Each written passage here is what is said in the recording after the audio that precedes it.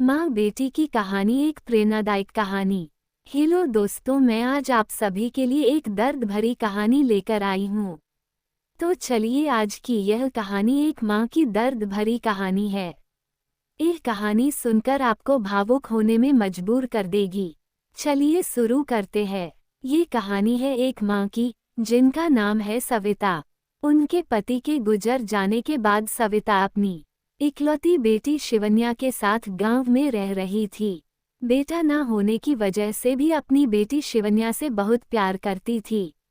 सविता की बेटी शिवन्या बहुत ही संस्कारी और सरल स्वभाव की थी और पढ़ने में भी होशियार थी। उसको जैसे तैसे माँ ने गांव के स्कूल से 12वीं क्लास तक पढ़ाया और उसके बाद फिर शिवन्या ने शहर जाकर पढ़ाई करने की ठान ली और वो शहर चली गई। उसके पास सिर्फ एडमिशन के लिए मात्र पैसे थे।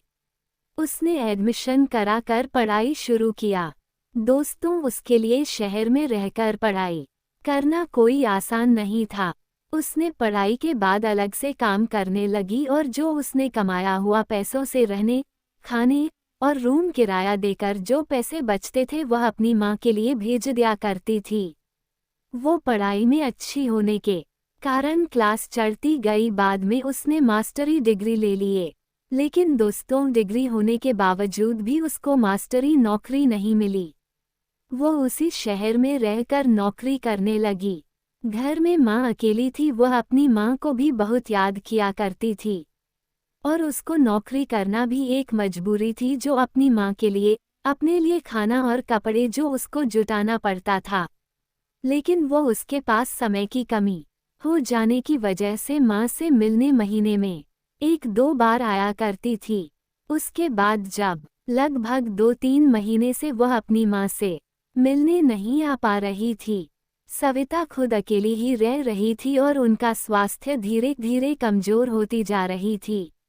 एक दिन सविता को बहुत तेज बुखार आया और उनके पूरे शरीर में तेज दर्द भी हो रहा था और उनकी बेटी उनसे दूर शहर में थी। बेटी दूर होने की वजह से किसी सहायता के लिए भी कहीं नहीं जा सकती थी।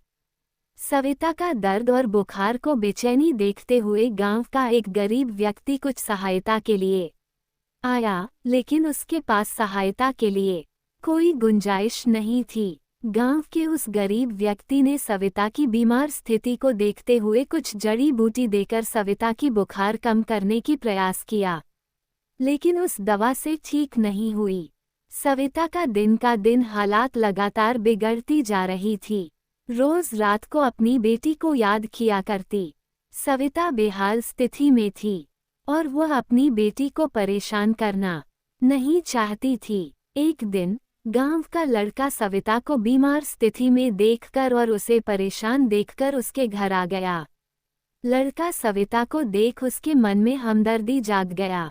उसने सविता से पूछा, माँ जी, आपको कब से बुखार है और आपको क्या हो रहा है और मैं आपको क्या मदद कर सकता हूँ?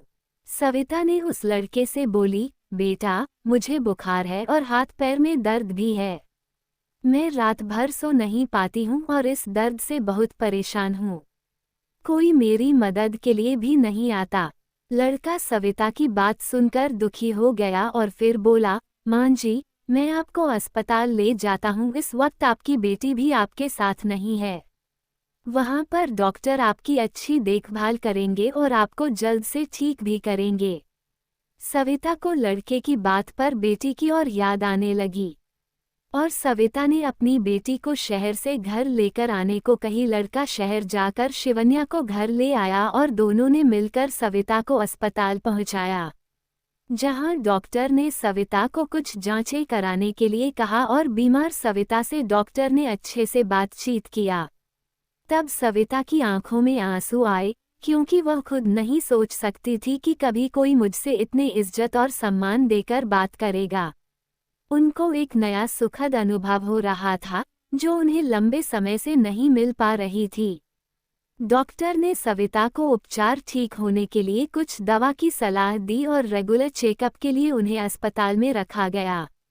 सविता की बेटी अपनी मां को अच्छे से ख्याल रखने लगी। समय पर खाना, समय पर दवा और मां की सेवा में लगन से लगी। सविता का स्वास्थ्य धीरे धीरे सुधार आने लगा और उसका दर्द कम होने लगा। सविता को इस बात की दुख हुई कि उसकी बेटी उसके लिए कितना सेवा कर रही है, जैसे कि एक बेटा सेवा कर रहा हो। सविता अपनी बेटी के ऊपर गर्व महसूस कर रही थी।